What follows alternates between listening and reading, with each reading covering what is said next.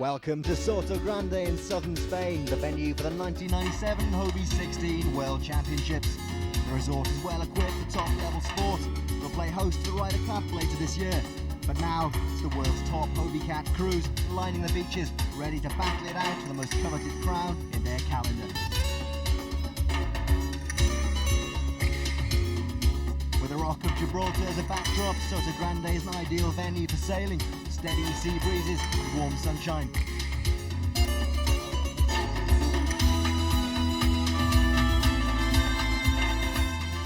And so, as the crews prepare their boats for the first races, you can be sure you're in for some spectacular action, because when the wind starts blowing, these can be some of the most spectacular boats on the water.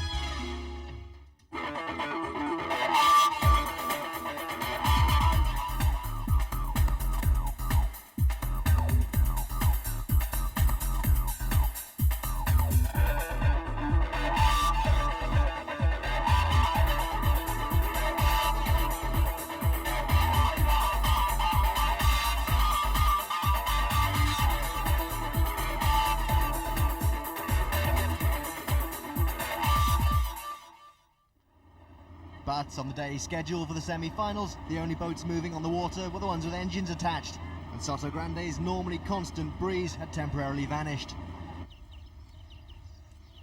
4, 3, 1, 2, go! With nearly 200 of the world's top sailors raring to go, the organisers arranged alternative entertainment for the crews in the form of canoe racing.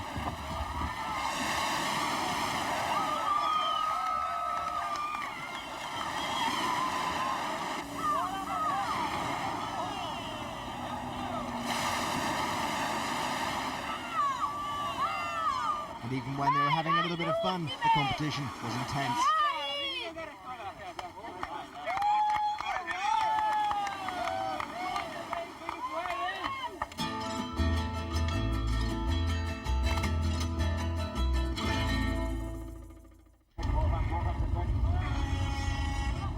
But you don't have to wait long around here for it to get windy. And the next day, the infamous Poniente wind kicked in and racing restarted with a vengeance.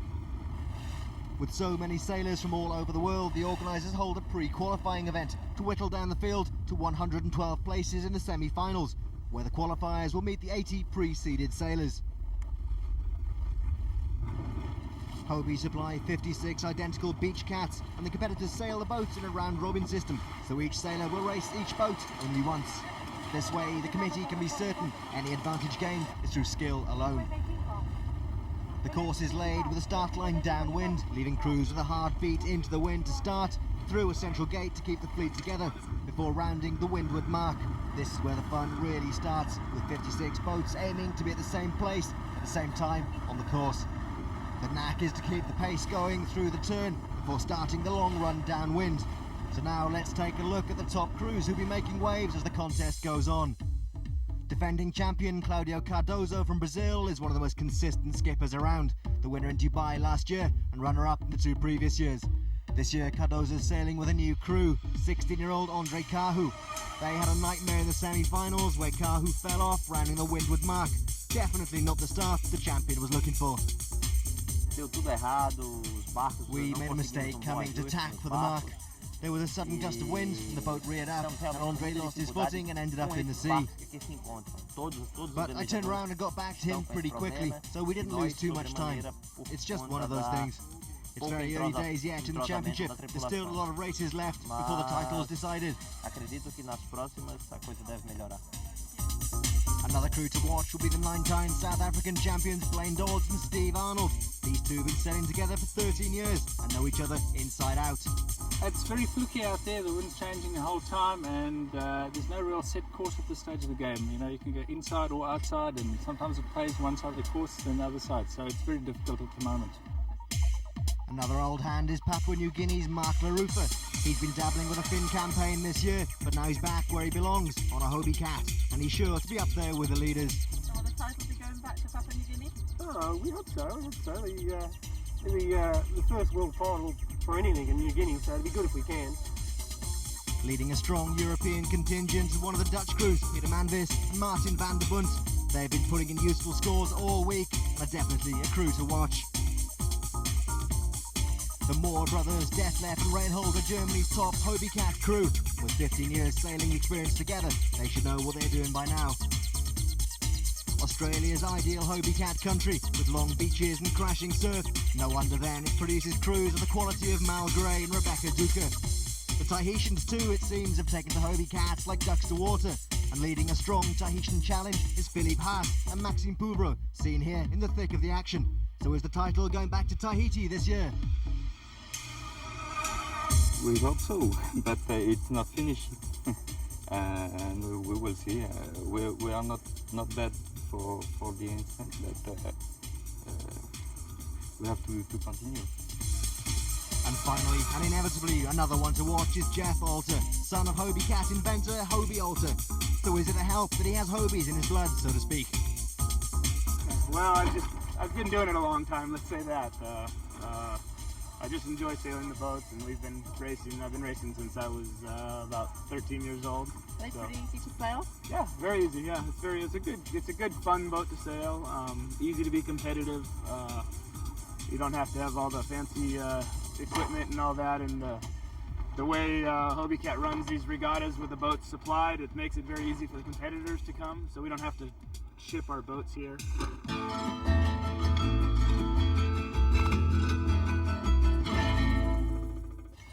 As the crew swap boats again and prepare for the finals, let's take a look at how the whole scene started back in the late 50s with one Mr. Hobie Alter.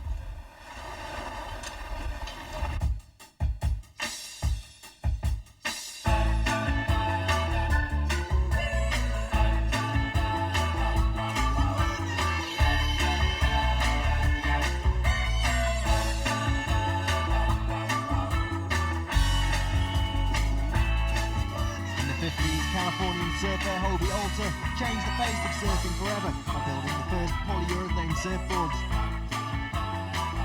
And in the 60s, Hobie changed the world of sailing forever by inventing the Hobie Cat concept. My father built the Hobie 14 in 1969, and prior to that, in 1950, he started with surfboards. He built Hobie surfboards, and eventually evolved to get into the boat business, and built this 14 in 69, and this boat, the Hobie 16, he built in 1972. What gave him the inspiration? I think he'd been in the beach and in the surf all his life. He was building surfboards out of foam and fiberglass, and at that time there was very few catamarans, particularly beach catamarans. They really didn't exist. I think that the Tornado and the P-Cat were around, but they were sort of big, heavy catamarans, and he had a vision that he just wanted to be able to build a little boat that he could sail on and off the beach and not have to go into the harbors and surf the waves and all that. And so he built the Hobie 14, and then this boat sort of is a grown-up 14. It's a little bigger with a little more sail, and this has been the most popular boat, the Hobie 16. So what age group does it attract in terms of sailors?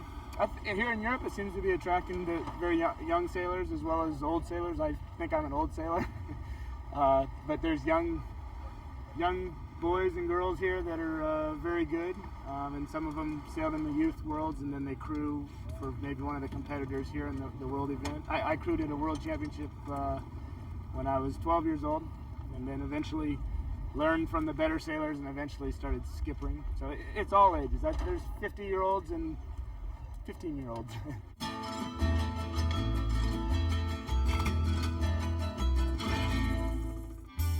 The semi-finals are over, so let's have a look at how they line up. In first place at the moment, Peter Mandis from Holland. He discards his 28th place and goes through with 13 points. On 14 points in second place, the Tahitians, Philippe Haas and Maxime Poubreau. Good consistent sailing by them all week. They discard their 11th place. In third place, Detlef and Reinhold Moore from Germany. They discard their 8th place and go through on 15 points.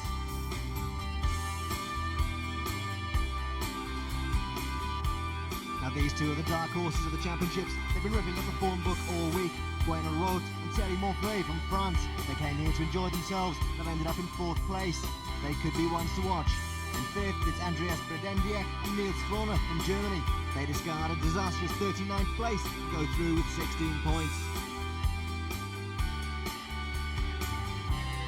And in sixth place, it's the man himself, Jeff Alter with his crew, Kathy Ward.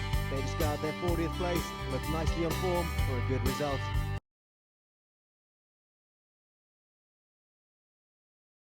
This is race one of the final day. The teams have been whittled down to 56. They will now race in 4 races back to back to decide the Hobie 16 World Championships. This is Detlef Moore, number 19 on his sail. He's currently lying in 3rd place and he's one to watch. Watch out for these guys too. Bueno Rot, Thierry Monfray, number 21 on the sail. They've had an incredible championships, come from nowhere to meet some of the finest sailors in the world. Here's the start line, all 56 boats, and that's it. They're off, they're over the line. They tighten the sheets, turn into the wind. And look at the pickup on these boats now. As soon as they get the wind in the sails, they just take off.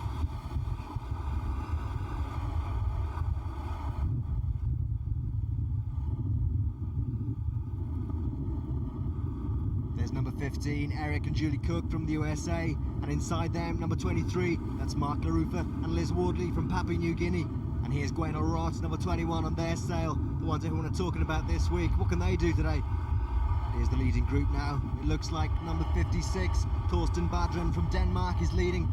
Most difficult to say until they come together at the top mark. Then you can see what ground has been made and lost on the upwind leg.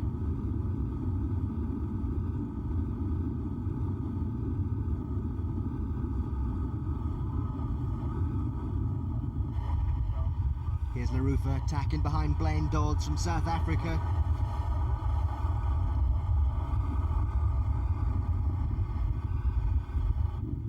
Back on LaRufa and Liz Wardley. He says he's been dieting over the last month to make the weight, lost some 40 pounds. That's dedication for you.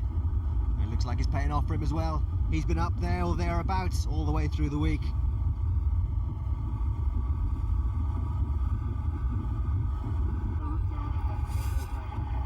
Pick them up now, coming up to the upwind mark. This is where we'll see who's made good ground on the leg. Here comes LaRufa, first at the mark.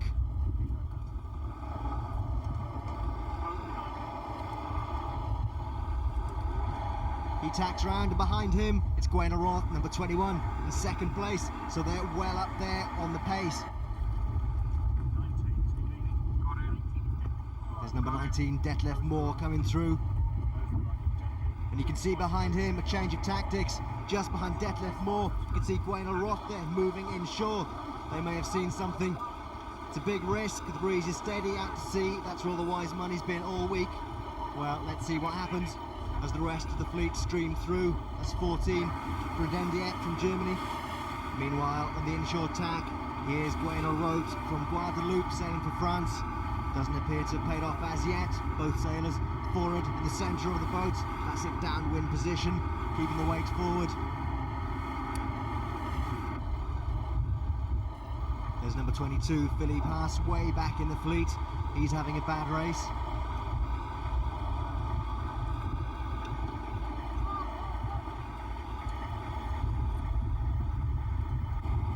Meanwhile, back at the front, Rose and Monfray have suddenly picked up a huge lift inshore. Now they're picking up speed all the time. Looks like their gamble may have paid off, but they're certainly going way faster than anybody else out there. Monfray right out on the trapeze, hanging out, and it looks like those two boys are flying. You can see how exhilarating these boats are to sail when the wind's like this. Almost like a windsurfer, spray exploding all over the boat. Fantastic view.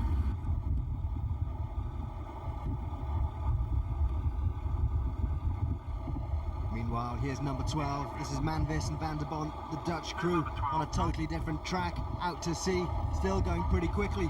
Difficult to say who's making the most ground.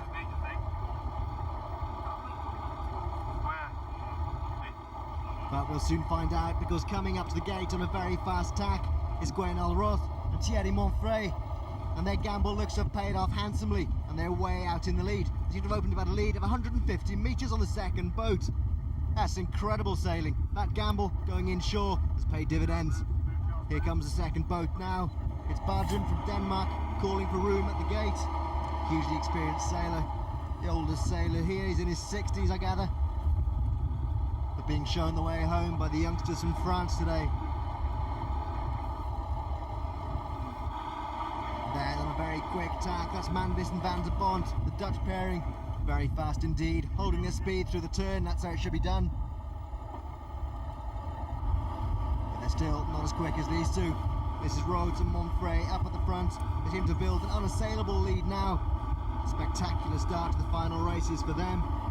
Bueno Rote actually comes from the French colony of Guadeloupe, but does most of his sailing in Saint-Malo. You've been saying all week he revels in the high winds. They're certainly getting that here. Look at this now, a head-to-head battle for second place. That's number 18, Christopher Gazano, and inside him, Peter Manvis, number 12. Both boats going absolutely flat out. And that's how they went on to finish. Here's confirmation. Bueno Rote takes first, Manvis takes second. Gazano came through for third. Thorsten Badram was knocked down into fourth place. So how do the French boys feel? Yes, but we are very surprised for this performance because we are young and we are surprised. We don't know why we are here. Just the boat is good, the team is good, and just fun. And we love wind. We love wind, we love fun. And we come from Guadeloupe and we race for Saint-Malo from France. And we very love wind. Well, very happy Frenchman. And race one goes to Rote Frenchman. There's still 3 races to go.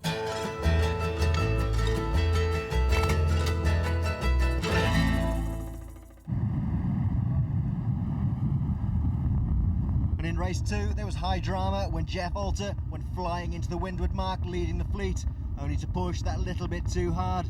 Jeff hit the water hard, lost his footing, and ended up in the water.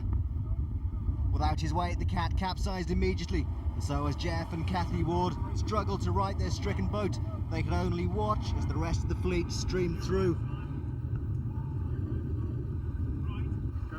Leading the charge was the ever-threatening Bueno Rote. Couldn't believe his luck, pushed home his advantage. Jeff Alter was left floundering in the water. As Australian Mal Gray went on to win the race. There's confirmation from race 2. Mal Gray in first, Bueno Rote and Thierry Monfray having a dream start to the finals. The other French team of Eric Proust and Beatrice Adam took third and Larufa fourth. Oh, we got a pretty reasonable start and managed to come in on the right side of the, go out the right side of the course, and it was a bit tricky coming into the top mark as the boat capsized right on the mark in front of us. But Are you pleased when that happened? oh, we're within the first few, and as early in the race, it's really just a matter of keeping the boat upright and going the right way from there. So Bad luck. Were you pushing it too hard? Bad sailor, maybe. Were you pushing it a bit hard, were you? Maybe I should have been a little more conservative since I was in a good position, but sort of been the way my week has gone. So you're going to change your plans for the next race? Oh, maybe. I don't know. Well, good luck. If I get in first, I will. First, gotta get there. And so to race 3 of the 4-race final. At the front of your screen there, that's number 27, Philippe Haast from Tahiti. 29 is Mark Larufa. Then at the back, 45, Bueno Rote. These two guys just need to place in this race, and they've got this World Championship sewn up. I don't think they can believe what's happening to them here. But in front of them at the moment, it's 27, Philippe Haast from Tahiti, and 29, Mark Larufa from Papua New Guinea. We picked them up at the first mark. That's number 51, Neville Thompson from Australia, and that was number 27, Philippe Haast going through. There's 29 there, Mark Larufa. He looks to have lost a bit of ground. Meanwhile, there at the back of shot is 45, Bueno Rote. Those are the boys to watch. Meanwhile, at the gate, it looks like number 48, Brad Sumner from Australia, is in the lead. But then, on the downwind leg, the Tahitian team of Philippe Haast and Maxime Poudreau put on the power and went on to win the race with a blistering display of sailing. In second, the ever-persistent Mark Larufa and Liz Wardley from Papua New Guinea. This guy's amazing, so consistent, but yet to take a world title. And in third, it's Brad Sumner and Amy Johnston from Australia.